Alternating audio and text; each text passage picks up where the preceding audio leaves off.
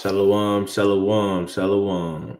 Hey, it's your brothers from the Hopeful Elect coming with another Freestyle Friday, man. I hope you guys had a decent week. Hope you guys was enduring this week and kept the commandments. Y'all see the title of this lesson is The Spirit of a Trad Wife. The Spirit of a Trad Wife. We're going to go into what a trad wife is, get some examples of a trad wife, and we're going to get the spirit behind it. This is kind of a lesson. It's kind of a remix. A year or two ago, some time ago, I made a lesson, about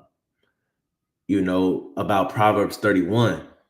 And in that lesson, I compared the Proverbs 31 woman to the nation of Israel.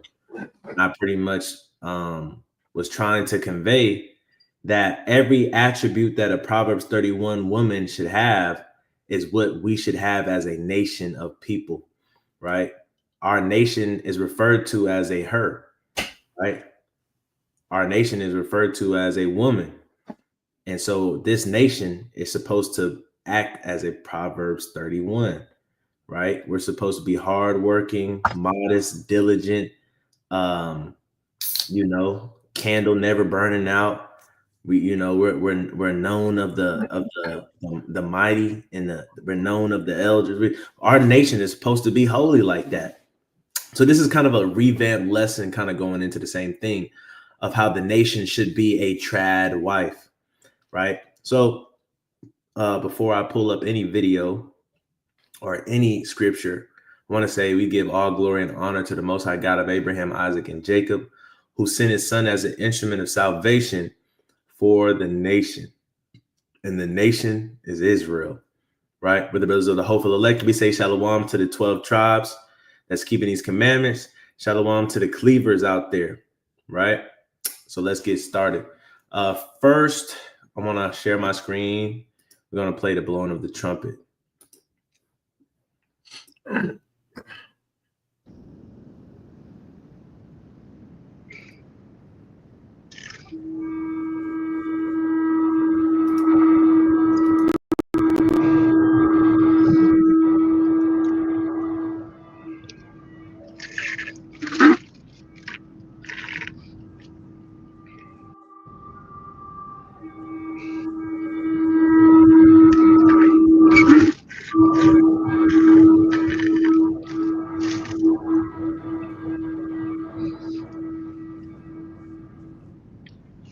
Man, one more for a bonus.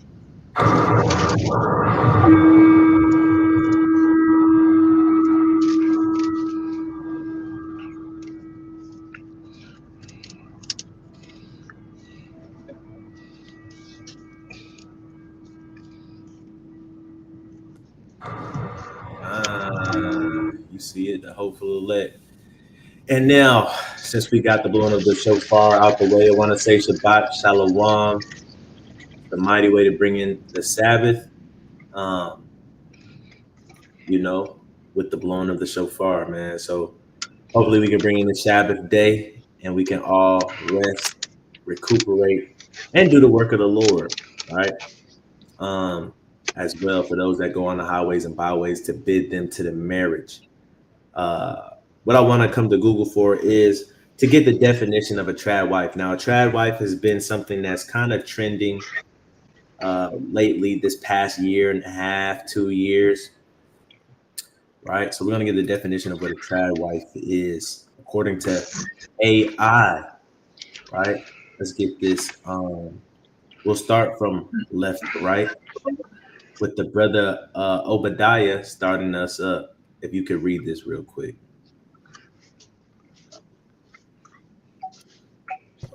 Come.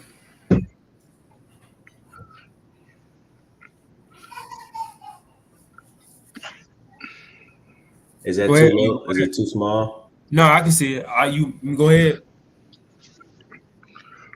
Yeah, I can see it. Okay.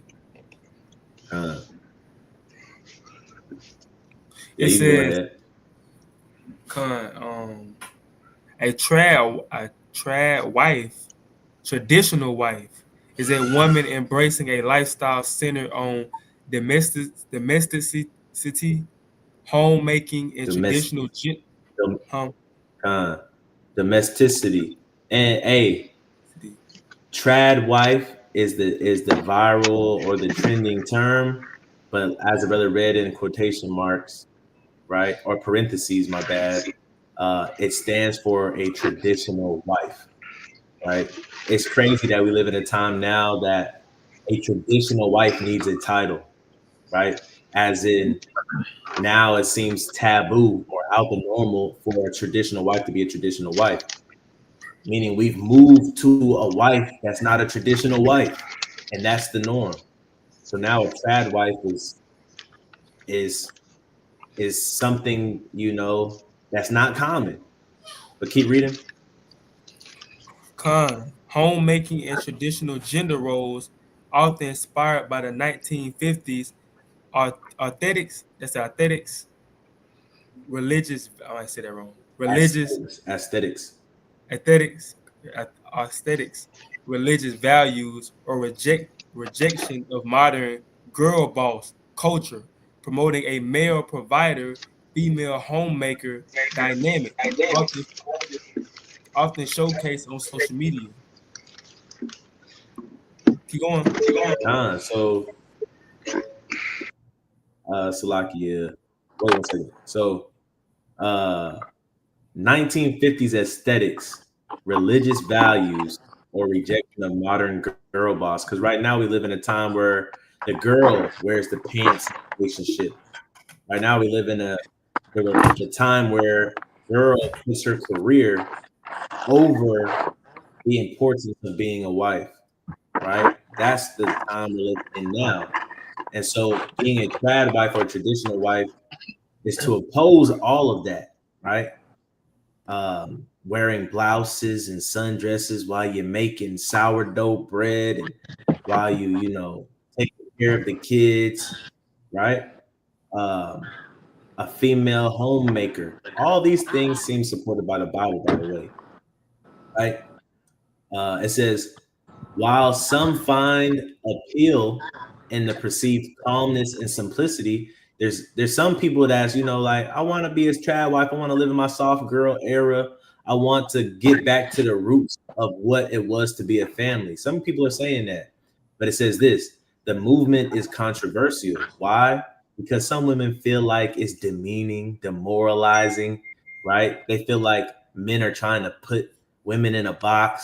They feel like trying to take away their freedom, right? Because they've been so used to doing what they want to do in life, right? It's controversial, right? It says the movement is controversial, criticized for potential reinforcing harmful inequalities and dependence, right? Meaning what? A lot of girls out there, they're saying the trad wife trend is making women depend on men, and thereby the men have full control over them, right? And so they're scared. They don't want to have to depend on a man. They want to be independent, just in case we get a divorce, just in case this doesn't work out, just in case I want to leave. I want to have my own. That's the mindset that they're in. And if you're in that mindset, you can never fully settle down into being a wife and a good mother. You can't do it because you're always thinking about yourself, right? It says, despite its proponents seeing it as fulfilling choice against burnout from modern pressures, right? Meaning what? Modern society is putting pressure on women to have a 9 to 5 and to deal with the boss and coworkers and to deal with morning traffic and to deal with stress. That's what modern wives are dealing with because they don't want to submit to being a trad wife. And they're burning out. What does it mean to burn out? They're going into depression. They're wondering what their purpose is in life. They don't, because they wasn't supposed to be in that role to begin with. Now, I got 3 videos I want us to watch from Instagram, right? And one of these videos, bear with us, language in one of these videos, but I feel like there's some key points to take from all of these videos.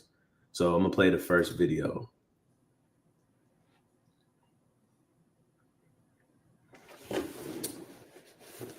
Hold up now.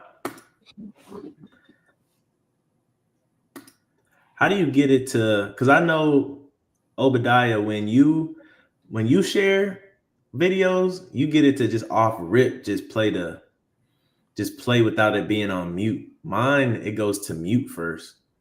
So You talking like about you, when I share a video on StreamYard? yeah. Well, I don't share my videos on Instagram though. So Oh, I on thought you had YouTube, before. But even on YouTube, it does the same thing for me. Like if I share, if I go to a link and it'll pull up the link, I don't know. But I don't think we missed anything that I wanted to know when she was saying. So first video. Trad wife. A trophy wife is somebody that is a woman who got with a very, very wealthy man and just sits at home all day drinking mimosas and going to do Pilates with it. So she's talking about a trad wife versus a trophy wife. A trad wife versus a trophy wife. Because a lot of people get it mixed up, right? An afternoon. You don't ever touch a bill. You don't ever, help file for taxes. You're not resourceful. You're not doing anything but looking good, staying in shape so that you can be the trophy that walks on his arm. That he says, yep, I have all this money. Look what I bought. Right. So a lot of women think that that's what being a trad wife is. I don't got to do anything. All I got to do is go to my Pilates. All I got to do is go shopping when he gives me money, look good, pay for my makeup, pay for my hair and my nails to get done, which he's paying for. That's what a lot of people think. So there's a difference between a trad wife and a trophy wife. Remember, notice what she said. You're not helping out financially. You're not helping with the taxes. You're not helping being a resource of any sort. You're not doing nothing but just being, I can't even. Some men. You said what? I said they ain't doing nothing but just in the corner looking pretty. Right. Some men, that's all they want, And if you a man and you got it like that, and you can afford to pay for nannies and you can afford to pay for a chef and all of that, to each its own. But that's not a trad wife. For all the women out there that want to be a traditional wife, that's not what a trad wife is. So get that picture out your mind. That picture right there is lazy, and not everybody has that lot.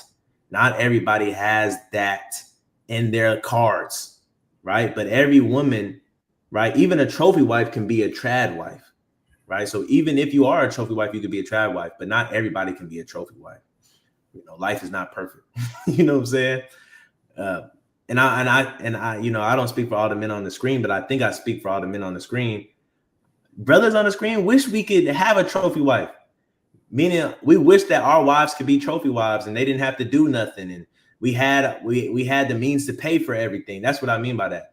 We wish we could do that for y'all, but that's not in our cards, just like it's not in your cards, right? So let's focus on traditional wives, right? So different than I think a trad wife, if you're in your traditional role, you're constantly nurturing the house. You're cooking, yes, you're cleaning, you're nurturing the home and making sure the home is good. You're prioritizing the children. You're most likely homeschooling the children.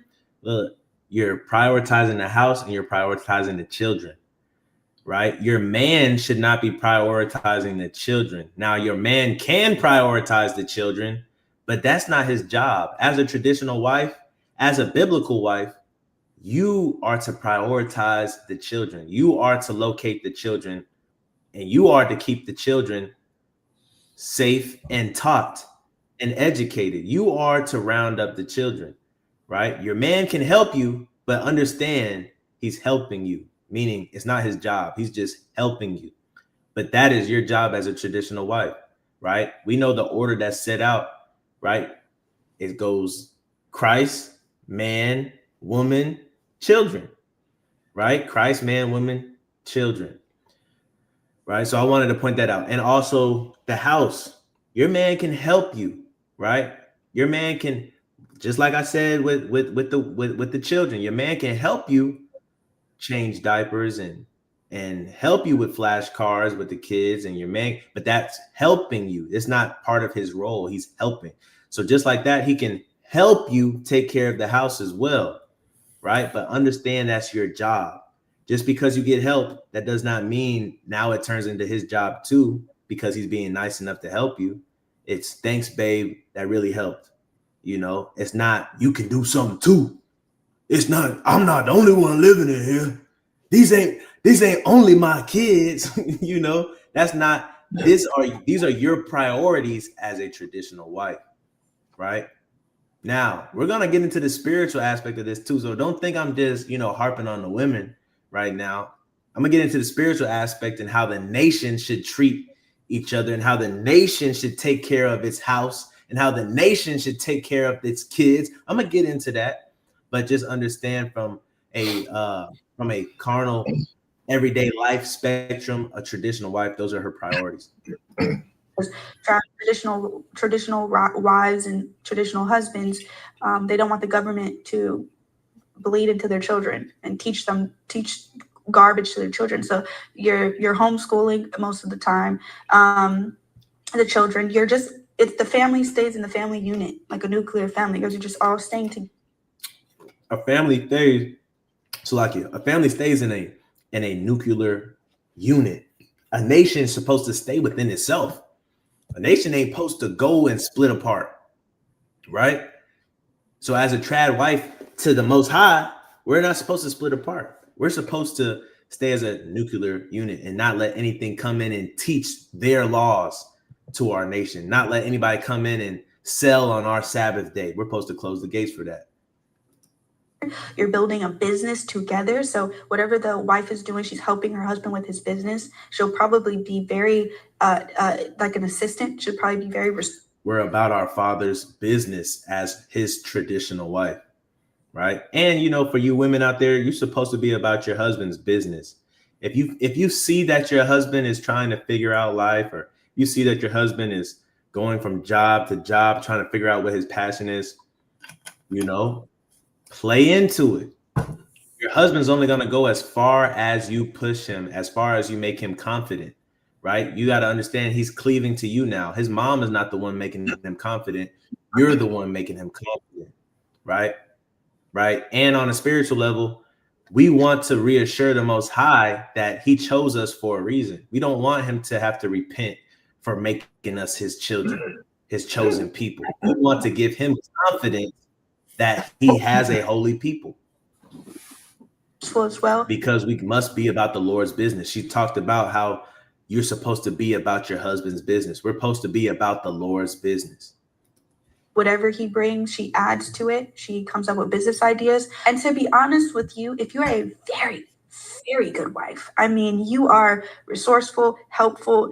I mean, you are just a phenomenal wife, and you know how to do this. You do this well. He will never be able to find another you. So what does Proverbs 31 say? Proverbs 31, paraphrasing. I ain't read Proverbs 31 in a minute. But paraphrasing, Proverbs 31 say, you're not going to find another, right? If you find this girl that's hard to find, if you find this woman that's hard to find like rubies, like a treasure, you're not going to be in need of another. So guess what, man? Hey, you find that good traditional wife, you're not going to need for another wife, even if it's lawful, right? I think she said you're not gonna be able to find another. I think it's written in Proverbs 31 where it says, "Who can find one?" You know what I'm saying? Saying like, "Hey man, who can?" She said, he's not gonna be able to find another you. Why? Because you're a needle in the haystack, essentially. Right. You rare to find, and when somebody does find you, they're not gonna need another one of you. And they're going to be scared to lose you, right? And just like that, spiritually, the Most High has picked us as a holy people, right? And there's no need for him to pick another nation, right? Because in a perfect world, we're supposed to keep his law, statutes, and commandments and be set apart and only know him. And he's supposed to only know us, right? But I say that to say, even me, I feel like now, I'm speaking as a man speak, but before I even came into the truth, I feel like I treated everybody that I talked to pretty well. And I feel like you can't find another me. And I feel like, everybody that has had a piece of me in their life, I've done stuff to where they just know, it ain't it's not another Azrael out in the world. You know what I'm saying? And, I feel sorry for them because, I got my wife now, you know what I'm saying? and they not in the truth, but they looking for somebody that can match what Azrael did for their life, and they, no folly, all folly aside. But nonetheless, right? If you got a traditional wife that's doing her thing, you know what I'm saying? You're not gonna need for another one. Ever. And the Bible says, roughly paraphrasing, man, let he whom said he is perfect find out that he is actually perverse, man. Get him out of here. Get him out of here. Hey, brother must have forgot about Beyonce, bro. Glitching. I can have another. Brother think he irreplaceable. Hey, I am irreplaceable. Yeah, Second video. Salakia, second video. I think this is the video where you got a Salakia for the language. Nah, I think the language in this is okay. All right, so now a lot of Edomite or a lot of so-called Caucasian women they're coming back to this trad life, right? More than so-called Black and African American women. A lot of these so-called Caucasian European women are coming back to trad wife life, right? And they make some good points, right? So let's hear what she has to say. And it's funny because she got her mimosa, so she might be a trophy and a trad wife. You never know. That might be a beer. I tell you why I love being a trad wife. And this might be crazy, but I love asking his opinion. What should I wear? What do you like better? What do I do with my hair? I value his opinion. I want to make him happy. I want to look attractive to him. So that's another thing. As a trad wife, you should value your husband's opinion. The main issue that we run into today is that we don't our women don't value their husband's opinion. They think their opinion is better. They think that their opinion matters. They think that if their husband opinion is different from theirs, I can't ever be right. It's always your way. It's always got to be your way. You always criticizing me. But if you truly valued your husband's opinion, you would say, you know what? I value his opinion so much. I know I have an idea, but let's just go with what he has until something goes wrong, right? Because, for an example, if you're at your job, and a lot of women, right? We're coming back to this trad wife life, but a lot of women, before you was a trad wife, you had a job. And when you met the boss or that manager or that CEO at your job, and you might have had an opinion, a lot of times you shut up. You ain't say nothing. Why? Because you valued their opinion over your own. You learn how to shut up and say, you know what, they know what they're talking about. And some of us, our women right now, right, will still be in a marriage and still value the opinions of people at work and value the opinions of friends and value the opinions of family over their husband, right? And that's what breaks down a lot of marriages. You got to value your husband's opinion, right? Just like you value your sister's opinion or your brother's opinion or your best friend from high school's opinion. You got to value your husband's opinions that much more. A lot of us, for some reason we get married and we feel like we don't trust our spouse's opinions. That's why a lot of brothers don't trust their women's opinion either. They don't even want to hear it out, right? Because for some reason, Satan comes and tries to break up the trust in opinions in spouses. So you'll have women, thinking that, their husbands don't know nothing and that their husbands aren't as smart as they think they are. And you always know everything. You can't ever be wrong. And you'll have men, talk about that. You don't know nothing. Hey, just leave it up to me. Don't even look and don't even ask. But we have to learn how to trust each other's opinion. Now, on the spiritual level, right, we have to be able to trust the Most High. As his traditional wife, we got to stop going to all these other religions and denominations and practices. We got to trust the Most High God as a traditional wife and value what makes him happy. Hey, if he don't want you eating pork, that makes the Most High happy. Don't eat pork. Don't ask why. Why can't I eat pork? What? There's nothing wrong with me eating pork. I can eat pork tomorrow and I'll still be living. Hey, if you value the Most High's opinion, you would wear your fringes. Fringes is on my heart. I don't have to wear fringes. But does the Most High God say wear fringes? Would it make him happy? Value the Most High's opinion as a traditional wife, as a nation that's a traditional wife to the Most High God. Trying to impress. And yes, most of the time he's like, do whatever you want. And same goes if he didn't want me to wear something because it looked inappropriate, I'd listen. I would say, okay, I understand. That's that chastisement. If your husband, or if the Most High in the spiritual sense, he doesn't want you doing something, you don't have to question it. That you want to cut your hair, but your husband likes you with long hair. Why would you go and cut your hair? You got to value your husband's opinion and his chastisement. Maybe your husband is saying, hey, look, I don't like you with short hair. He's not telling you that, but he's telling you that by saying, don't cut your hair. Now you cut your hair without him even knowing, and now he's just disgusted with you. He don't even want to lay in the same bed with you because maybe you look like a little boy or something, right? You gotta value your husband's opinion. Same thing on the spiritual level. You gotta value the Most High God's chastisement. It's love. His chastisement is love at the end of the day, right? So the Most High God may say, hey, the seventh day, don't do nothing. But that's when I can make the most money. But that's the only time I get off in the week. The Most High God is saying, I love you. I know you need the rest. He knows what best, right? He knows that that's his covenant with you. He knows that's a symbol with you. Once you defile that, he knows that he's not going to be attracted to you no more. Just like, the cutting the hair example, right? So we have to value opinion and we have to value chastisement, right? Ladies, if your husband say, hey, look, that shirt needs to be longer. Hey, you need something to cover that up. You don't need to scoff and you let me wear this though, and it's kind of similar. And why are you saying that now? And hey, just listen to your husband. Your husband may be bipolar, but value him. Value his thoughts, man. Demon on. You're coming from. Con. You don't want other guys to look at me like that. One of his jobs is to protect me. And that's part of protecting me. And some people might find that crazy that I like doing his laundry and bringing him iced tea outside when he's working, whatever it is. But when you have the right man who loves you so well, you want to. You find such joy and purpose in that. And one day that's how I'm going to feel with my kids. I want to be here raising them, nurturing them, loving them, teaching them. I find no greater gift in life or joy than to bring life into the world and leave a legacy. I think that's incredible. And also, that's what the Most High wants from us as a nation, is to leave his legacy, man.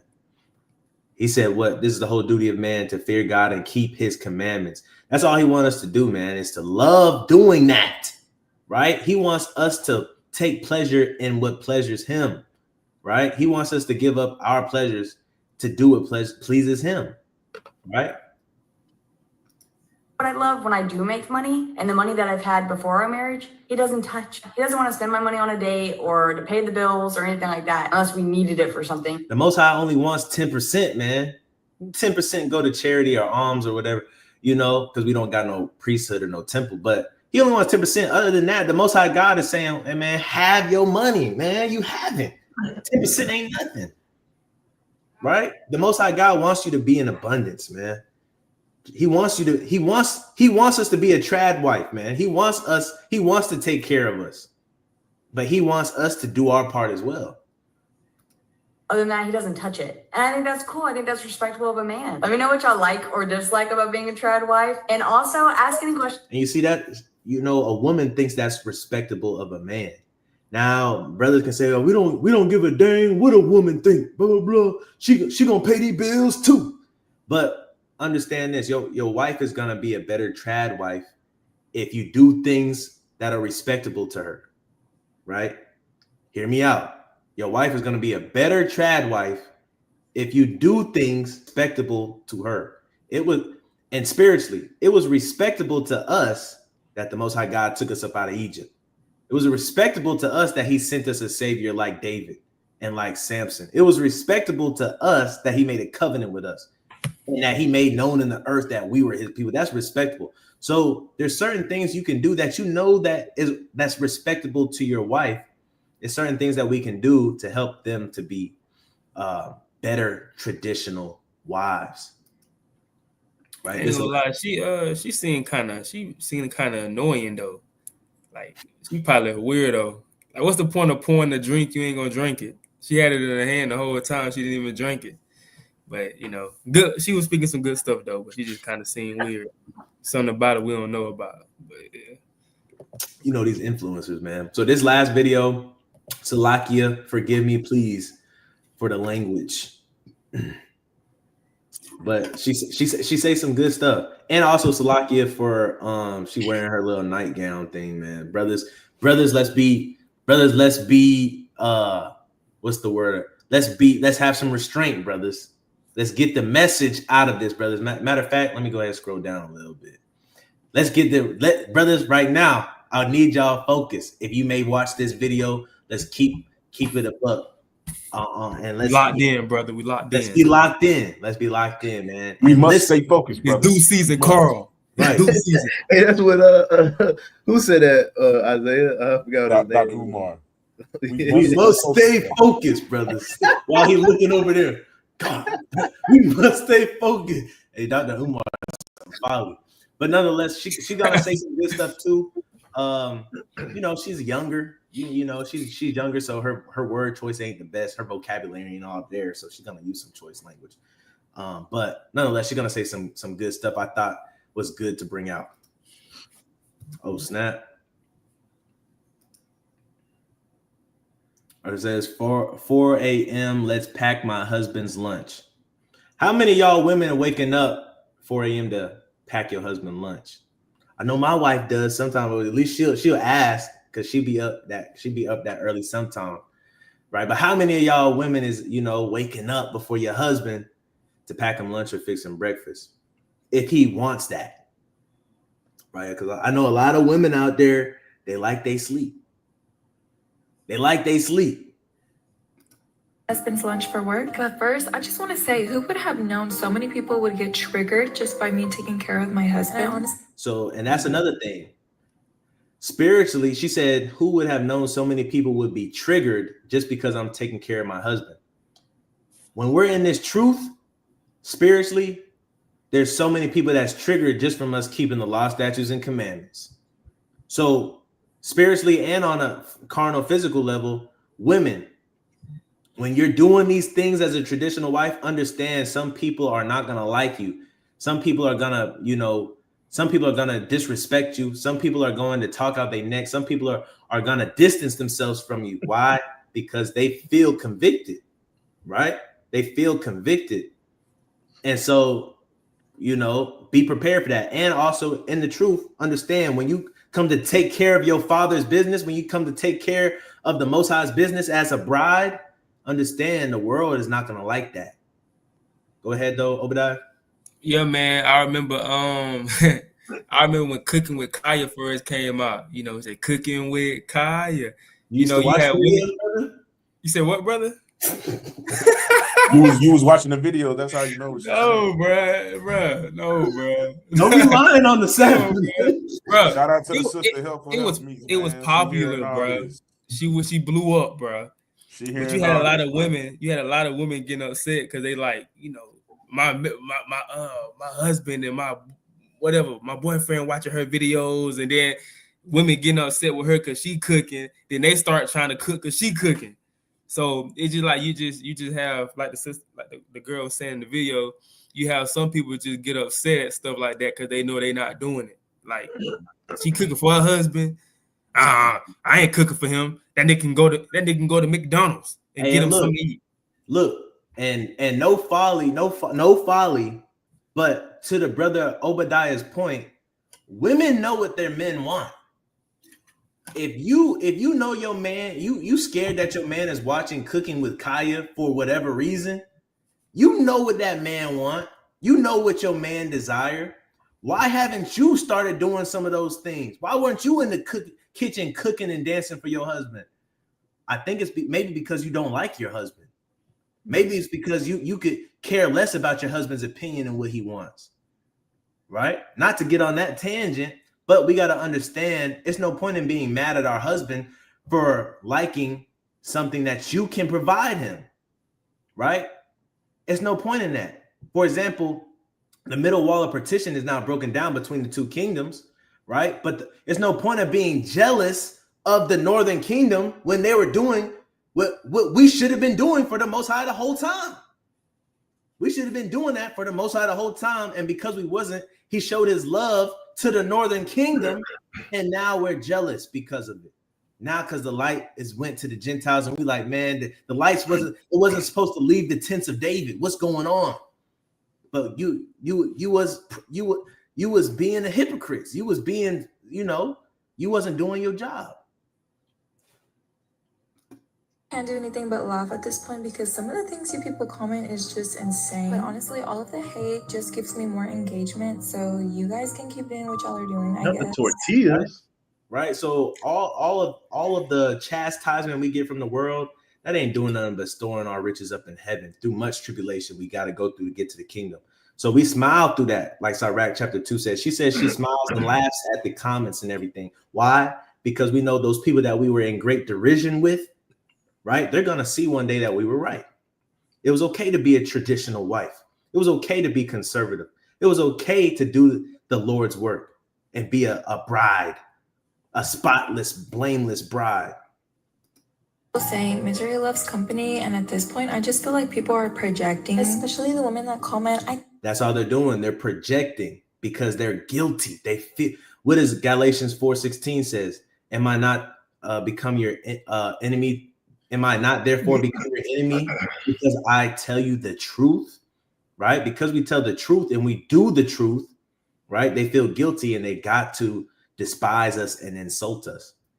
Right? So that's what's going to happen when you're a traditional wife, right? In the carnal sense and the spiritual sense, right? Your family's going to be like, girl, why you dressing like that? Your family going to be like, girl, why you fixing his food? He got hands.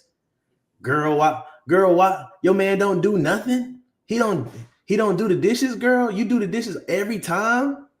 Girl, what you doing all that? Why you, this one right here. This one right here is out the norm, but girl, why are you putting gas in the gas tank? You got a husband, but you got to understand, man, a traditional wife, I'm not saying women should be pumping gas, but what I'm saying is, a traditional wife always looks for ways that she can make her husband's life easier. Right. So, it's gonna look like an anomaly to those that are in the world. It's gonna look strange and weird, like you're a slave. It's gonna look like you're a captive and you're in a cult, right? Go ahead, Obadiah. Yeah, I had seen this video of this sister, right? She was fixing her boyfriend plate. They was like at a family reunion or a family gathering in the kitchen. She was fixing his plate. And then you got her aunties. Why you fixing his plate for? And bro got mad. Bro walked out. He was mad. He was like, man, what y'all got going on, man? And all she was doing was literally fixing his plate. And then the aunties that don't got no husband, the aunties in the corner that's hating, that's miserable, they over there hating on their niece because she fixing her boyfriend plate, man. They over there hating in the corner, talking about she don't need to be doing that. But man, because you got to treat your husband as if he is you, right?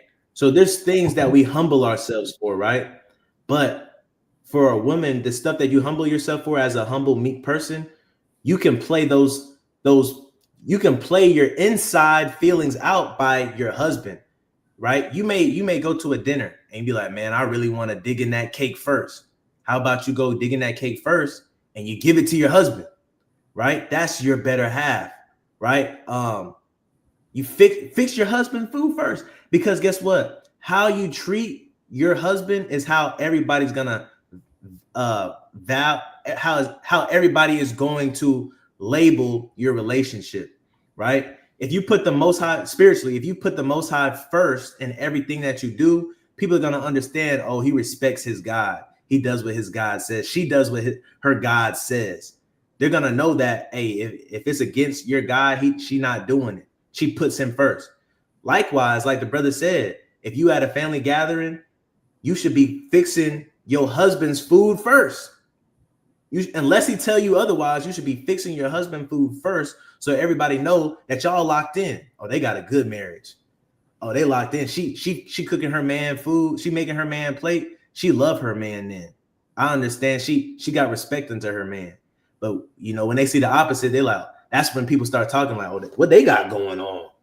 Oh, they must be into it. They must, So you got to keep those things in mind, right? Reading these comments on the screen, it says people make out that loving your man is a chore, right? Is what it says. It says loving your man is a chore, right? When we look at that, right, we understand that loving your man should not be a chore, right? When you have a newborn baby and you're obsessed with how that baby looks, how that baby sounds, you smelling the baby's poop, you just love that baby.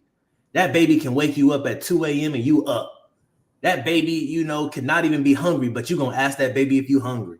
That baby don't even know what you're saying, but you still talking to that baby. You giving that baby a head rub. You doing all these things for that baby, right? Because you love that baby. You love that child. Some people do it with a puppy dog, right? You don't, your dog might have ate already, but you hungry. Your dog don't even know what you're saying. You're going to get the dog some more food. That should be your husband. As a traditional wife, that love, you should love your husband that much. And just like us in the spiritual side, for the Most High, we should love the Most High that much to where we always seeking him, right? The last video, the weirdo girl that the brother Obadiah said at the beginning of her video, she said, I value my husband's opinion. David was a man after the Most High's heart because he valued the Most High's opinion. He was a traditional wife unto the Lord, right? No folly, right? He was a traditional wife, though. Hey, meaning what? Should I go to war or should I not go to war? Should I take this or should I not take this? Should I do this or should I not do this? It's okay to value the Most High's opinion and go to him first as a traditional wife in the spiritual sense, right? And the same thing in the carnal sense for you women. It's good for you to value your husband's opinion and always ask before you do anything. Don't just do something and now your husband's mad because he think you should have asked him first and he would have told you to do something else a different way, right? If your husband he may understand like, hey, look, I know you think that's cool, but I've been scammed like that. Don't do that. You're going to get scammed. Then you say, you know what? I know better than this. I know better than this Negro. I'm going to do it anyway. He don't know what he's talking about. Then you go ahead and get scammed. Now your husband looking at you funny. And now you feel bad. Right? Go ahead, Obadiah. Never mind, King. You good. You good. It's all good. Gone. So value your husband's opinions, man. Love your husbands. Value the Most High's opinion. Love the Most High. It's a twofold lesson. Wait till he cheats on you. Like, baby, you need to go to therapy for real. Some of y'all have never been. So she just said, one of the comments is saying stuff like, I can't wait until your husband cheats on you. And she's saying you need to go to therapy because you're living in fear. What you living in fear for? Don't live in fear, bro. You can't control anything that happens in your life. You can't control it. The Most High does. You can't control your relationship with the Most High. So that would just be like, girl, that would be like you worshiping your God. Just wait till you lose your job. And so I still love my God, right? You know what I'm saying? So stop dwelling on the fearful. You know what I'm saying?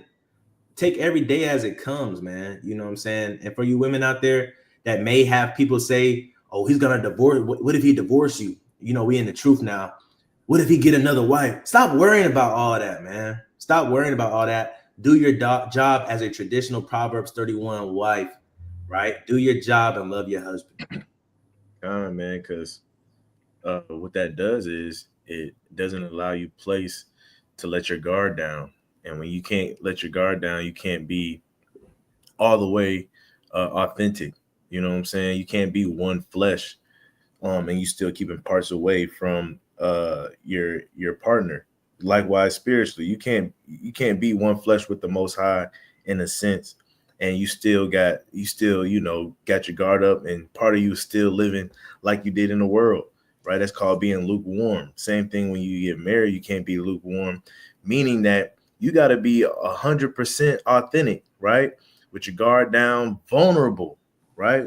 The man should be vulnerable because I'm putting all my trust in my wife. The woman should be vulnerable because I'm putting all my trust in my husband. And if something bad happens down the line, so be it, man. What the kids saying now? Whoop dee doo. If it happened, it happened. You know what I'm saying? If it happened, it happened, and you deal with it when it comes. But at the end of the day, if you're doing your part, you know the blame is not on you, and you did everything that you could do, right? But you don't want to keep your guard up when you're married. It's not your boyfriend no more. This ain't your sneaky link. This is your husband, somebody that you plan on spending the rest of your life with, and it's gonna be miserable if you just keep your guard up the whole time. But come on, man. And like the other video said, if you're a good traditional wife, guess what? He's not gonna want to divorce you. He's not gonna want to find another. If you're a good traditional wife, I don't care what nobody say, man. If you're doing everything you need to be doing, that man not gonna seek. Men seek, right? Unless they have a wicked, lustful spirit and they just whoremongers, and that's your fault for getting with one, first of all. But unless they are that, and I'm gonna say this, the average man is not that. I know the world likes to paint the image like the average man is wicked, lustful, whoremongers, but they're not that. The average man is gonna divorce and cheat because he's looking for something that his wife is not providing. But if you're a good traditional wife and you love your man the way that he wants to be loved, he's not going nowhere. Not only that, man, I say this too. You know, a lot of women are afraid of the man leaving, right? And a lot of men are afraid of the woman leaving sometimes too, right? Especially in the world, because they got us by the cojones, by the huevos in the world. You know what I'm saying? We go out of our wits for women, and it's because of that fear that we don't want them to leave us. But if you're doing what you're supposed to do, if you're that rare find, like she was saying in the last video, he can't find another me type deal. Even if they do leave you, we've seen it time and time again. They're gonna come crawling right back to you every single time, man. If you was really that for that person in their life, as soon as you remove yourself or as soon as they remove you, trust me, they're coming right back. Like a boomerang.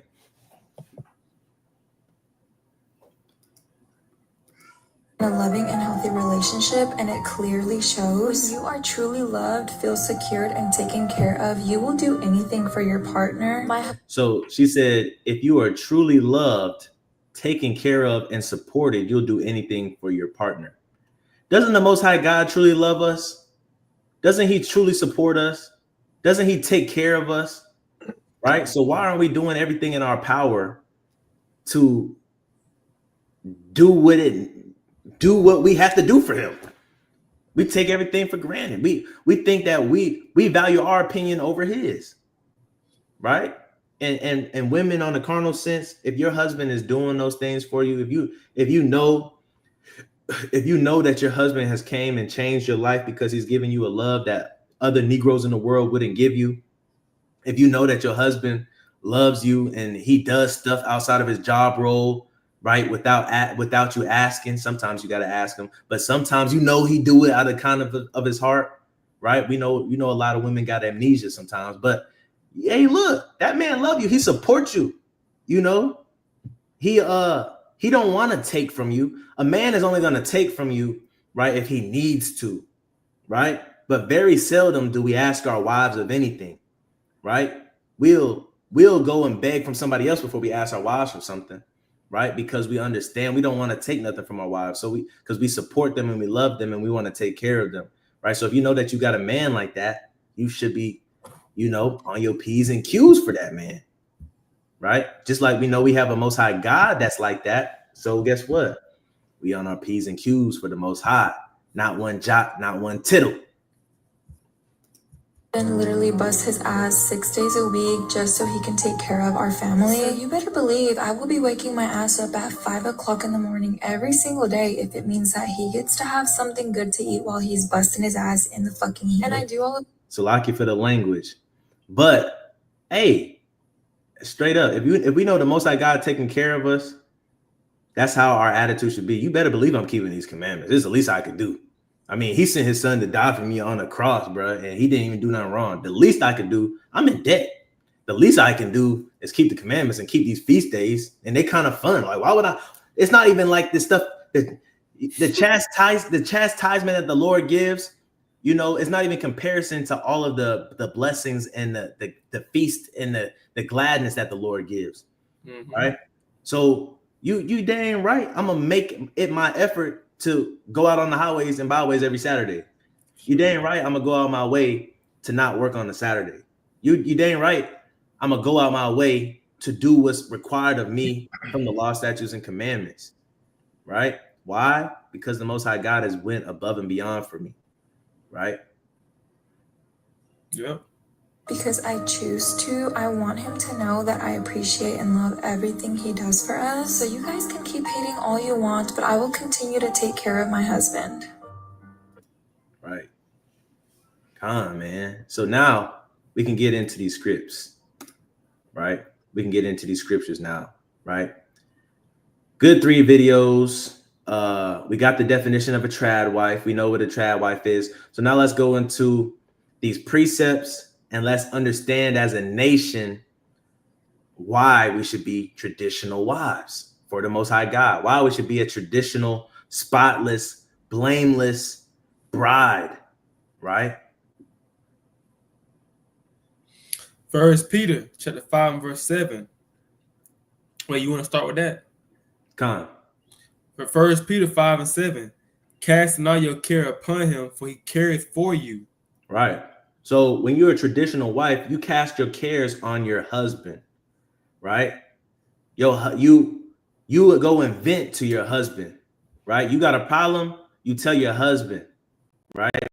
And your husband try to find a way to make it happen. Something's going on with my car. Your husband tries to find a way to make it happen. I'm struggling with this. You got any advice on how I should handle my mom or handle this friend? Your husband's gonna find a way to make it happen. I'm trying to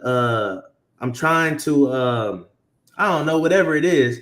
If you cast your cares on your husband, he's gonna try to take care of it for you. Because why? He careth for you. So same thing with the Most High. We should be a traditional wife to him because he cared for us. He allows us to cast our cares upon him, right?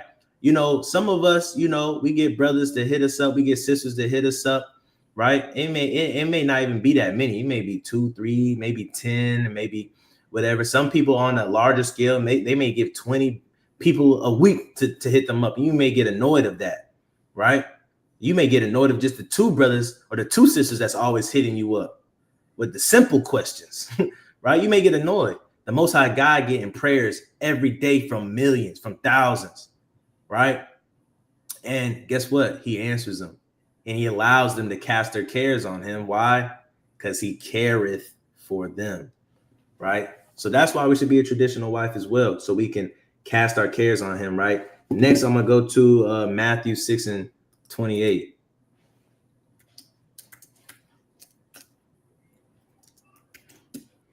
Another reason why we should be a traditional wife to the Most High as a nation of people, right? The book of Matthew, chapter 6 and verse 28. And it reads, "And why take ye thought for raiment? Consider the lilies of the field, how they grow. They toil not, neither do they spin." Right? So why do you take thought for clothing, raiment, right? Why do you take thought for clothing? Verse 29. "And yet I say unto you, that even Solomon in all his glory was not arrayed like one of these." Come on. Verse number 30. There's a point. Wherefore, if God so clothe the grass of the field, which today is, and tomorrow is cast into the oven, shall he not much more clothe you, O ye of little faith? Right? So just like in the world, a traditional wife, she casts her cares on her husband, and she looks for her husband to help clothe the family, right? To help clothe the family, to help furnish the house, to make sure the kids got clothes on their back, to make sure that she got clothes on her back, right? A traditional wife, she's looking for those things in her husband, and when her husband fulfills those things, she has great faith in her husband that her husband is a provider, right? A lot of traditional wives, they have faith in their husbands, right? That's where all the respect and the honor and the value for their husband's opinions come from, is the fact that they have faith in their husband, right? And the only way you get faith is by seeing pretty much testimonies. You got to see that your husband has been able to do these things. So now you've built up your faith in your husband that he'll do those things because you've seen it done in times past. We know the Most High God will save us from our enemies because we've seen it done in times past, right? So just like that, as a nation, we got to understand that the Most High God clothes us. He feeds us.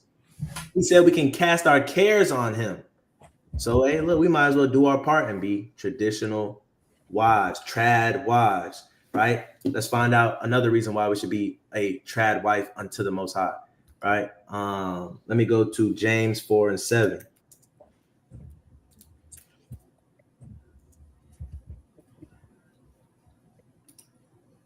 Right, the book of James, chapter 4:7.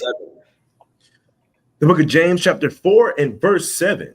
Submit yourselves, therefore, to God. Resist the devil, and he will flee from you. Right? So when we submit ourselves to God, man, he's going to give us the tools to stay protected. Right? That's what I got out of this. So we should submit ourselves, just like a trad wife is supposed to submit herself. A traditional wife, a Proverbs 31 wife, is supposed to submit herself to her husband. We are required to submit ourselves to the Most High God, making us that trad wife. And he will allow the devil to flee from us. He will give us the tools for that to happen. So submission, casting our cares on him, knowing that he will clothe us, right? These are the things that,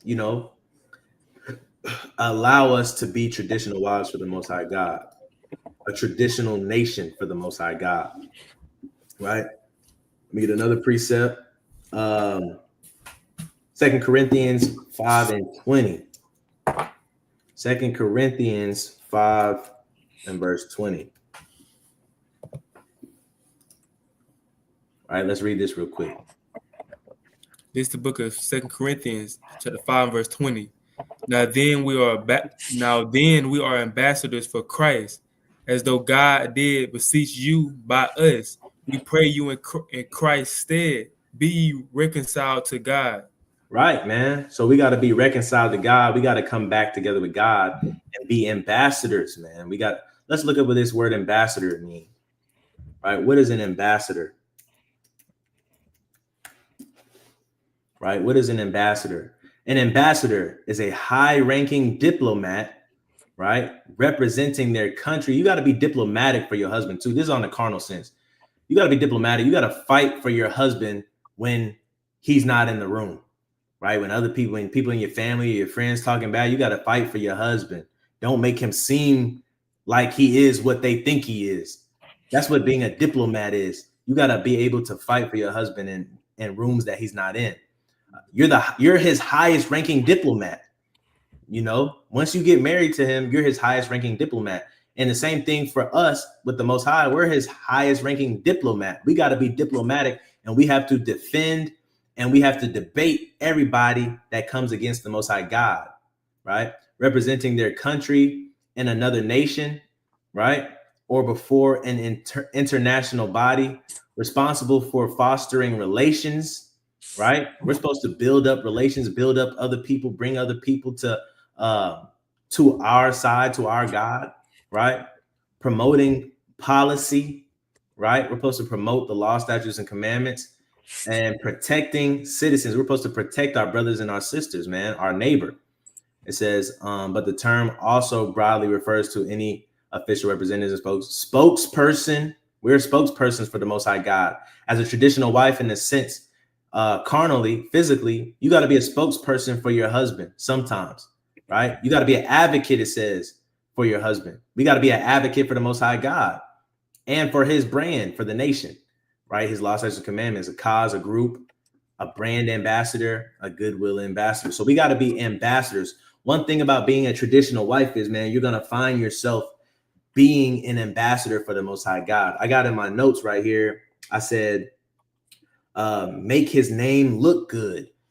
Your wife got to make you look good, right? So being a bride, we got to make him look. What good is it if we look terrible? All the nations gonna look at our God like he ain't. We might as well stick with Poseidon. We might as well stick to Shiva. We might as well stick to Osiris. We might as well stick to Odin. We might as well stick to all these other pagan gods that there are. Nimrod and Ishtar. We might as well Asterisk. We need to just stick to them, because look at these people. These people are nothing. If he's the God of them, he's the God of nothing. No, you got to play your part. You got to do your part to be well kept, because you are the image of your husband.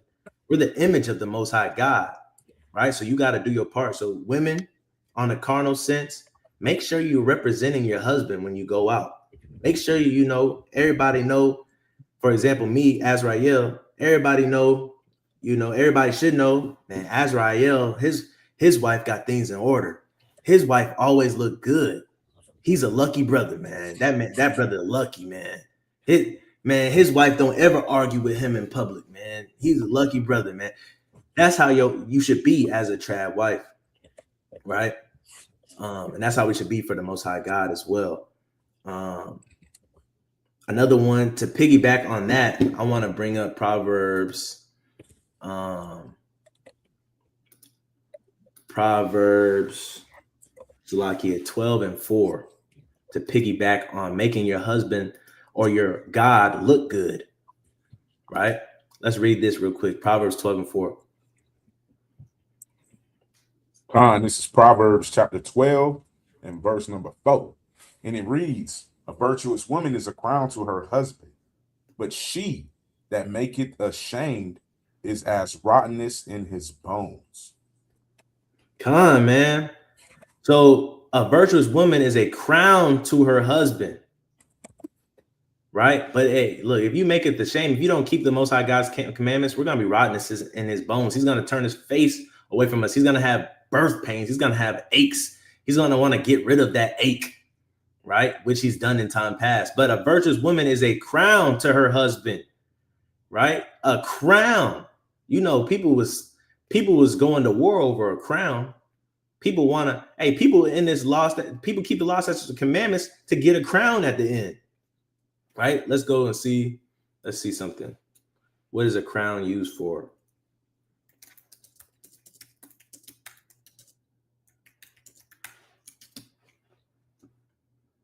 Right.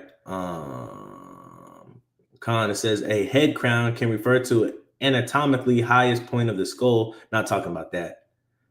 Or a head ornament, right? Like royalties, crown, bridal circlets, or festival flower crowns, symbolizing power, status, purity, or welcome, right? So a woman is a man's power, his status, his purity, and welcome, right? A woman will show you a man's power when she's in order, right? We show the Most High God's power when we're in order and keeping his commandments. Everybody like, man, that you can't play with that Most High God, their God. Look at how militant and how order, everything is in decent and order with them people, man. Them people different. So a woman is a man's power. So, if you act a certain way as a wife, right? People are going to understand how much power your husband has because you're in subjection to him. You're in submission to him. You don't play the radio, right? Me and the brother Denal was just talking. We went to a conference, and one of our coworkers, she just got married, and she act like a whole different person now that she married, right? She don't sit by nobody. I'm talking about male or female. She don't sit by nobody. We went to the little luncheon stuff. She came back early from the lunch. She was the only one in the auditorium. After everything was over, she was the first one to get up and leave and head to her vehicle. Hey, look, her husband might got some power now. If she acting like that. It might be honeymoon stage, but there's some certain women, they won't even give you their name. They won't be friendly or nothing. And when a man see that, I can't be your friend. Oh, you won't even give me your name. A man see that. Yeah, his feelings may be hurt, but he understand for a fact he don't even want to meet your man because for a fact if you acting like that, hey, look, I can't step. Your man might be something serious to show power, right? It says status, right? The way you look, right? Not the way a man looks, but the way his woman looks determines how people see his status. A man can look dirty and grimy and stuff, but if his girl decked out, if his girl look good, if she always upkeep, she always smell good, a man gonna think, oh, he might got a little bit more money and status than I thought he had because of his woman. Same thing with us as Israelites. We gotta look the part, man. We gotta look the part if we want people to recognize we're not just those brothers out in the corner with bed sheets on. We're not just those brothers that don't keep up with ourselves and we always got the woe is me spirit. No, we got some status in this thing because of the Most High God. The Most High God has given us that. Also, it says purity. You got to be modest in this thing, man. You have to have good morals as an Israelite to show that your Most High God is pure. Your God is supposed to be pure. Why should we serve your God? Because he's a pure God. Because the whole earth gets their morals from him, right? Same thing with you women. You got to, you're your husband's purity, right? Salakia, Bakan. A virtuous woman is a crown. So when you see that crown, man, that nice shiny crown, everybody like, man, that's a mighty crown. That's supposed to be you. Salakia, where are we going to next? Romans 8 and 11. The book of Romans, chapter 8 and verse 11.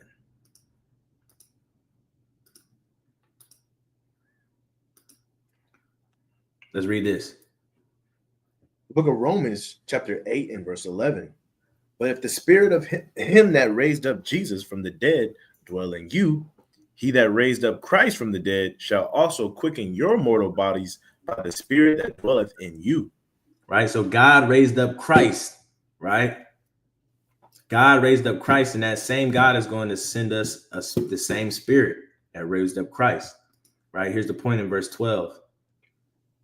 Verse number 12, therefore, brethren, we are debtors, not to the flesh, to live after the flesh. Right. We're debtors, man, because God, we're in debt to God. Just like Christ is in debt to God, we're in debt to God. We're in debt. We're debtors. We are debtors. So even as a traditional wife, a lot of times a traditional wife, she's doing the things she's doing because she feels like she's in debt to her husband. As we watched in that last video, if my husband is getting up every morning to bust his butt, the least I can do is get up in the morning and make him breakfast, make his lunch, because she feels like she's in debt. We are in debt to the Most High God, man, right? And we have to start acting like it. The reason why a lot of people are in sin nowadays is because they don't fear the Most High God. They don't believe that they're in debt. They don't believe that they have to pay anything back.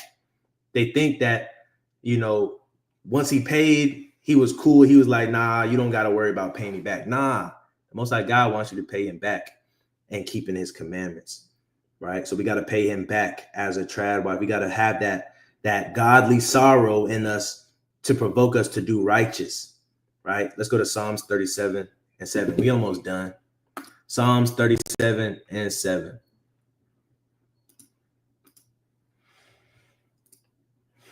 Oops. Psalms chapter 37 and verse 7. The book of Psalms, chapter 37 and verse 7. Rest in the Lord and wait patiently for him. Fret not thyself because of him who prospereth in his way, because of the man who bringeth wicked devices to pass. Right, man. Right. Hey, look. Rest in the Lord and wait patiently for him, and stop worrying about all these other outsiders. Stop comparing yourself to all these other outsiders, right? Stop coveting all these other outsiders. Rest in the Lord. So why should we be a trad wife to the Lord as a nation? Because he's allowing us to rest, right? A lot of these traditional wives, they wake up in the morning when they want to, if it's not the, right before they cooking their man their breakfast and stuff, You know what I'm saying? If they might be able to do that in the morning time and have some extra sleep. But a lot of the traditional wives nowadays, right? And we've witnessed this, and I'm sure brothers on the screen have witnessed this too. They have rest. They don't have to wake up super early in the morning to rush to a job. They don't have to. They sleep in when they want to sometimes, right? They can go and take naps whenever they want to during the day and things of that nature if they keep their kids on a schedule. They have rest, right? and they should be appreciative of having that lifestyle to where that they can get rest. We are the same with the Most High. We should be appreciative that the Most High God give us rest, and He give us rest every week, right? At least one time a week, right? We can rest in the Lord and wait patiently for Him. That's a blessing, right? So we have to do what we need to do for Him, because He didn't have to be a God to give us rest. He could have been a God like Solomon and like Solomon's son and ruled us with rigor, right? And whipped us with the tail of a scorpion and caused us to work day and night. He could have, but He didn't, man. We found rest in Him, right? So we can thank Him for giving us that rest. It's a sister from IUIC, and she does like day in the life of a trad wife. I was gonna upload some of her videos too. I didn't really see anything that I can really clip for real. But there was one video she did where she was like, "Excuse how I look, you guys. I really needed to rest, and I got caught up on some rest today. I didn't wake up till so and so time, and the X, Y, and Z, and I really needed that rest because my feet killing me, and all that." But she's thankful that her husband was able to give her that rest. And you know what she did? She said, I just got off the phone with my husband though, and he said he's about 30 minutes from being away from the house. So I'm about to go put on this dress and do my makeup and my hair. Excuse me? Right? Because she's so appreciative that her husband gave her rest. She literally looked like she was finna go on an outing just to greet her husband when he walked in the door, right? Because that's how her husband met her though, right? And she understood, she was appreciative of the rest that she was able to get because of her husband. That's how we got to be with the Most High God, man. Let's get this. Last precept. You had something to say? Y'all gonna say, man, because the beauty of a woman can bring joy to a man's spirit, man. He may be down, had a rough day at work, and he come home and his wife all dressed up. It's like that can bring joy and kind of peace to his spirit. He don't want to come home, you know what I'm saying? His wife, she got potato chips on her face, and she got the shirts with the holes in them, and she just like, she been home all day and she ain't did no self-care or nothing. He gonna be like, man, what's going on? And in the video, she warmed up a plate for him. So she got all dolled up, and then she warmed up a plate for him as well. So Lockie, let me see if I can find it real quick.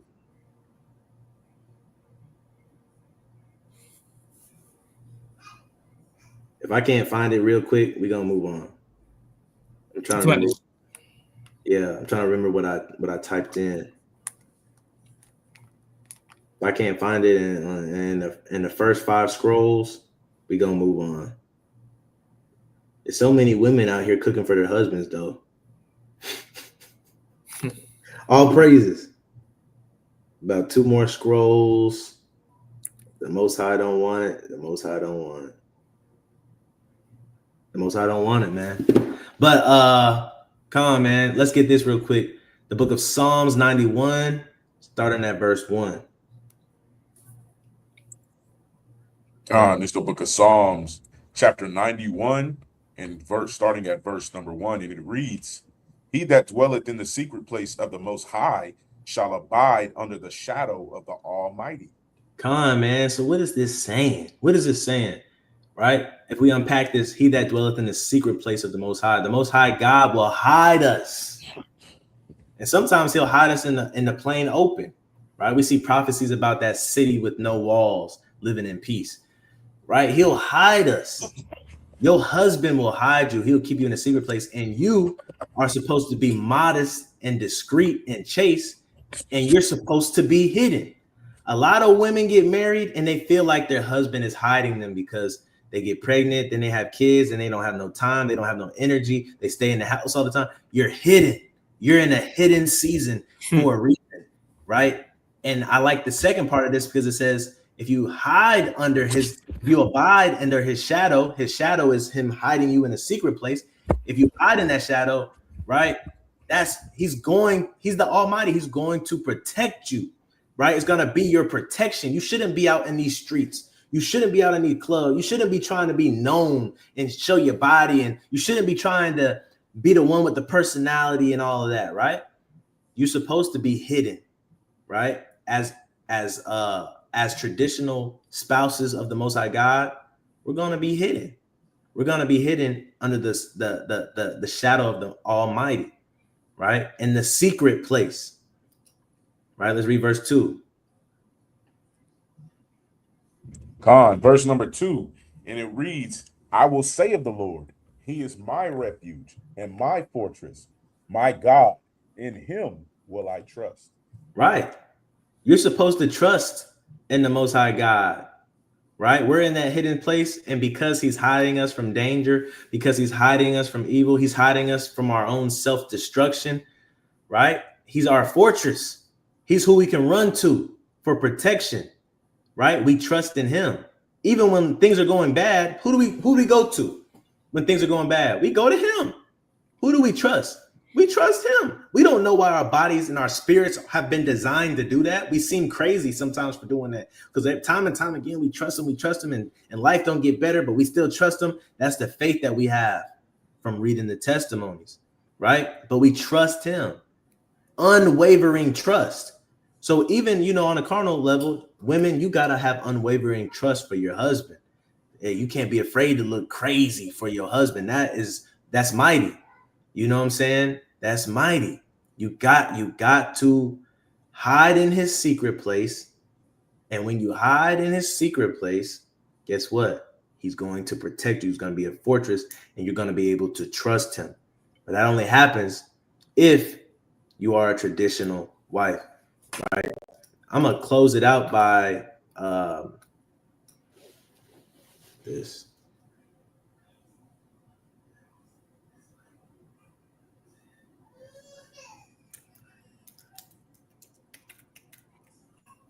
Yeah, man, you have certain Tyler Perry movies when the woman mother telling her, you need to let that man go. He's no good. He did nothing but harm you and destroy your life. And then his wife said, he's not like that. He's a good man. You don't know him like I know him, mother. He's not like that. She defended her, man. She defending him to the end. And it's like, sometimes it gotta be, man. When people look at you crazy, they may not see what you see in your husband, man. But you gotta have that faith in him, man. Now, if he tripping, now if he bugging out, then that's different. But if the mother, your mother just being emotional. Look, and if your husband tripping, the Most High knows. You know what I'm saying? Even with Abigail, his husband tripping, Most High know. Yeah. He'll correct the situation in due time, right? But however that may be, he'll correct it, right? Well, this will be the last scripture we'll read, right? Ephesians 5:27. I wanted to ask before you read that, but then if I get opportunity, I wanted to present 2 scriptures after. We'll do. Con. You can go after this. Con. The book of Ephesians 5:27, that he might present it to himself a glorious church, not having spot or wrinkle or any such thing, but that it should be holy and without blemish. Con, man, we're supposed to be that church, right? Without spot or wrinkle or any such thing, but that should be holy and without blemish. Supposed to be that bride, man. We're supposed to be that bride prepared for the Lord, right? And our wedding dress should be gorgeous, right? In a spiritual sense. Con, what was the precepts you had? So I wanted to get 2, if you don't mind, and I'll be brief. It's Ecclesiastes 12:13 and Genesis chapter 2 and verse number 24.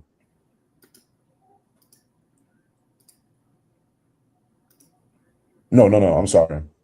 It's going to be Ecclesiasticus 36 and 22, I believe. Right, 36 and 22. I think that's what I'm saying. Yeah. Wait, it might be 30. Go to verse number 24. I want to say it's that one, if I'm not mistaken. We can read this too. I think, but paraphrase this: the beauty of a woman cheereth the countenance, and a man loveth nothing better. And we know the Most High God sees beauty through righteousness, and he loves nothing better than righteousness. Mm.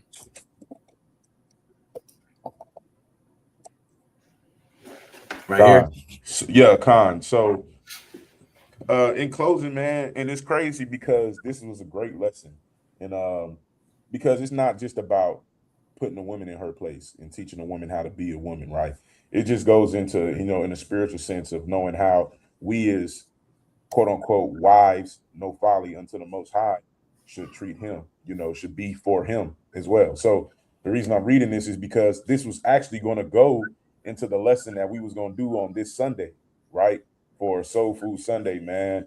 And I'll read this. It says Ecclesiasticus 36 and 24, or also known as the book of Sirach, says, he that getteth a wife beginneth a possession, a help like unto himself, and a pillar of rest, right? When we're talking about being a trad wife, we're talking about doing exactly what this precept says, being a pillar of rest for your husband. Because there's this term in the world called happy wife, happy life, and I'm not anti women being happy, secure, um, in a relationship, right? But it's a balance, right? That's why the better term to use is happy spouse, happy house.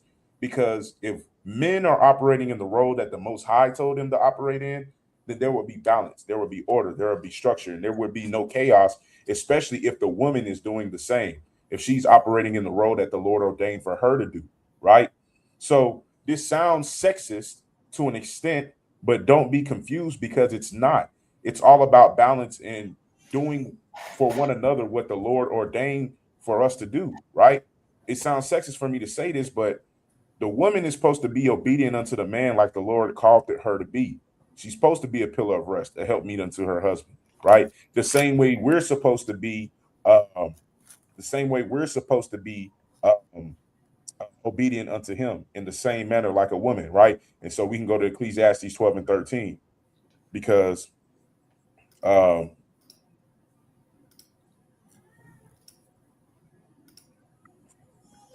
God. So let me read Ecclesiastes 12:13. Matter of fact, I was going to read 14 too, since we're All right. right here. So Ecclesiastes 12, starting at verse 13, it says, let us hear the conclusion of the whole matter. Fear God and keep his commandments, for this is the whole duty of man. Why? Right? Let's read verse 14. Verse number 14, for God shall bring every work into judgment with every secret thing, whether it be good or whether it be evil. So the same way a woman is supposed to serve her husband is the same way we're supposed to serve the Lord. That's our whole mission. A woman's whole mission is to be a helpmeet unto her husband. A man's whole mission is to fear his God, So that way, as a nation, we have balance. That does not mean women can go off and serve other gods. It's applicable to everyone the same way the brother Azrael formatted this lesson. Is not just talking about women in a spiritual sense, it's applicable to everyone. So we all have roles, and if we're operating in it, again, it puts everybody at an advantage. So being a traditional wife shouldn't be looked at as something hard or a chore or slavery. It should be looked at as an honor, a badge of honor, actually, because the Lord maybe not entrusted a lot of women to do that. So you should wear that role if your husband asks you to fulfill it that way with a badge of honor, the same way we have to wear our roles as men with a badge of honor in fearing and serving the Lord. But mighty lesson, that'll be a segue into, Sunday.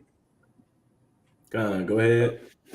I also like to say, man, it's a mighty point because just like women are supposed to be helpmeet unto their husbands, we're supposed to be helpmeets unto the Father, right? Or even to His only begotten Son. When you think of it, He says the kingdom of heaven is likened unto this, and He goes on to say that it was a man that left his property to to servants, nonetheless, right? I forgot the actual term that He called them, right? Hirelings, right?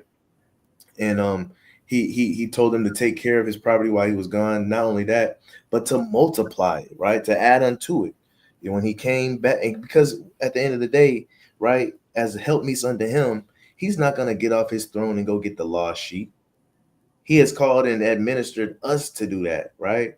Um, and I just bring this out to say, man, hey, when we out there on the highways and byways, we're literally being a help me unto the Most High, because He's not going to be doing this stuff, in the same aspect of, you know, sometimes a wife might feel like a husband needs to help her out more, right? He needs to stop what he's doing to come help her uh, do technically was her responsibility. Not saying the husband can't do that. I do that sometimes, right? But it would be equivalent to us thinking that Christ is going to come from his throne or come from the place that he said that he was going to prepare for us to come help us get these lost sheep right now. You know what I'm saying? When he already sent us out to do so. And so us in the same sense have to be diligent enough and to care about our responsibilities and do it. And what we like to say, rain, sleet, or snow, you know, the Israelites trying to go with no excuses. We got to do the same thing we expecting our wives to do for us, for this truth and go out, do it, no excuses, do it with a smile on our face, brothers, right? If you're watching this, smiles on our faces, not trying to get out of it, not making every excuse to not show up and stuff like that, right? But making sure we're present and we're there, right? Just like we want our women to be present and there for us and perform well and all of that stuff. We're supposed to be doing that for the Most High, right? So keep that in mind while you're doing this work for the Most High, that you're His helpmeet, right? We saw the order, right? Just like the wife is right under us, we're right underneath Christ, man, and we got to help Him out while He's gone. Pecan. Right. And I wanted to add real quick, that goes into, you know, like the brother quoted it, 1 Corinthians 11, you know, there's order and structure for a reason, right? So we have to understand that as a nation of people, we can't sometimes, you know, again, like the brothers Azrael and Denal always like to allude to, we in captivity. So a lot of things we're going to have to continue to unlearn every day. You could be in the truth 25 years and still have things that you have to get out of, because we're living in a society that is literally doing everything it can to strip us of getting closer to the Most High by any way possible, right? Yep. A part of our heritage and custom was knowing that there was order, right? And the brother Azrael said it earlier. I meant to intervene earlier when he said it, but I'll allude to like this. Sarah called Abraham Lord, right? So there's people who think that it's almost a sin to refer to your husband as Lord, but technically he is Lord over you, right? And that's the type of mentality as a wife that you should embody, because again, if your husband, us as men, our mentality is to embody that the Lord, the Most High God, is Lord over us, and we have to follow what he tells us to do the same way you have to follow what we tell you to do, but it's supposed to be in righteousness, right? So just keep that in a perspective, man. And this goes for married women. This goes for women who are looking to be married, looking to be wives, right? This goes for men who are married, and this goes for men who are looking to be husbands of a wife, right? We got to operate in our role as men, as the Father and treats us to, so that way the Lord can send us a woman to make our other burdens and affairs a little bit easier, so that way we can fully serve him and lead our families and our nation into the land that flows with milk and honey, right? Man, you know, we understand that the Lord does what he wants, and we understand that the Lord's ways is higher than our ways. We understand that, but it's hard for our women to view their husbands in that light. It's hard for our women to think my husband's ways is higher than my ways. Our women don't think like that. They, you know, a lot of flesh is involved. Our women don't think my husband can do what he wants. They don't think that. You know what I'm saying? They don't think that. But they're supposed to submit to us like the church submits to Christ, right? Even if somebody thought Christ was lazy, you're not going to tell Christ he's lazy. So why are you telling your husband that he's lazy, right?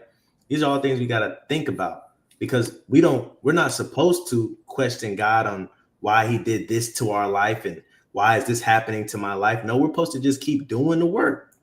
So like the brother, both the brothers just brought out, I'm conjoining both of their points, right? From the aspect of, you know, from the aspect of God can do what he wants, and the aspect of God will give mercy. What do I mean by God will give mercy? Like the brother Denal was saying, right? We have roles to play. And in those roles, it doesn't matter if life is going good or bad. We have to continue to do those roles. If God help us, that's mercy, because we're in debt. That's mercy. That's grace. If your husband, on a physical level, if your husband help you, that's mercy. That's grace. All praises. Your husband help you. He's a great husband, but he don't have to help you. The Most High God don't have to help us, but we're still required to do our duty to make it to the kingdom, right? and that's twofold. We're, you know, as a wife, you're required to do your duty to make it to the kingdom, and as a nation, we're required to do our duty to make it to the kingdom, man. So, right, the spirit of a trad wife. Does anybody else have anything else to say before we close it out?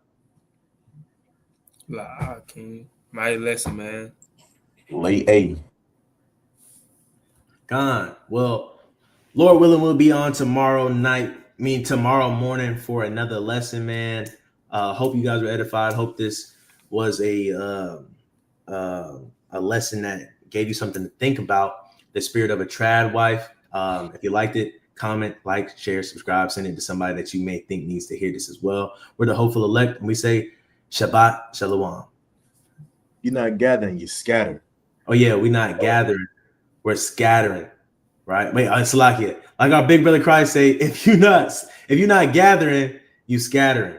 And P.S. Yeah, like the brother said in the chat, trad wife for the win. If I offended anybody by, you know, comparing the Northern Kingdom to cooking with Kaya, you know, Salakia. But, you know, Shabbat Shalom.